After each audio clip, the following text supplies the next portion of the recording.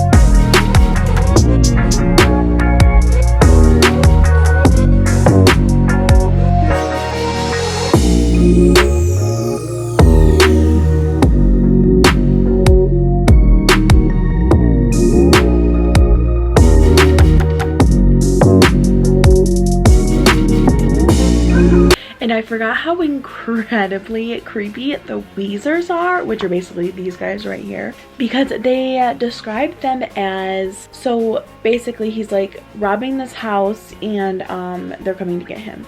And it says, but the figure I couldn't take my eyes off was standing between the giants, twitching and shaking like he was having a fit. He looked tiny in comparison, barely reaching the elbows of his comrades, and he wore a long black leather coat which made his bald head look like pale parchment. But I now know why Toby had been screaming. The man was wearing what looked like a gas mask, an antique rusted device that covered the lower part of his face and stretched over his shoulder to a tank on his back, like the one worn by divers. Update: this book is not how I remember it. Good or bad? I don't really know. So my hair be looking crazy today. So I wanted to give a little bit of an update on Lockdown. I am about halfway through right now. I'm on page 122. I'm really enjoying it. It's definitely what I remember it being. I'm really loving it. I love just how Alexander Gordon Smith describes everything. It makes you feel like you're like there, and that's something I really love in stories. So I'm really enjoying it. I'm going to try to get it finished today, but I do need to clean my house a little bit, so I'm going to go do that, and then I will do some more reading. So I'll talk to you guys in a little bit. Hi friends. Why is it doing that? Hi friends. I just wanted to give a little bit of a reading update. I am on page 150 and they just started going through this thing called the blood watch in the furnace, which is the prison. And I know what these Weezers are. That's what they call them. They look like this. They wear gas masks. It was syringes on them and trench coats, and they're really scary. And basically they're like marking kids' cells to like take them into like the depths of the prison. To do what to them? I know, just because I've read the whole series, but I forgot how freaking terrifying this book is. Like, all I'm thinking of like are these dogs that are like mutant, that don't have skin, and like these Weezers with gas masks coming to like take these kids away, and these guards that are like in tuxedos with like big gray eyes and like these nasty smiles, and like, and the warden like has big black eyes, like you can't even look in his eyes, and it's just a real creepy place. Okay, it's super creepy. Not a great time. But I'm on page 150 and there are 273 pages, so I'm going to try to read a big chunk of it before bed tonight. It is only about 10 p.m. and I usually don't go to bed until 1 or 2 in the morning.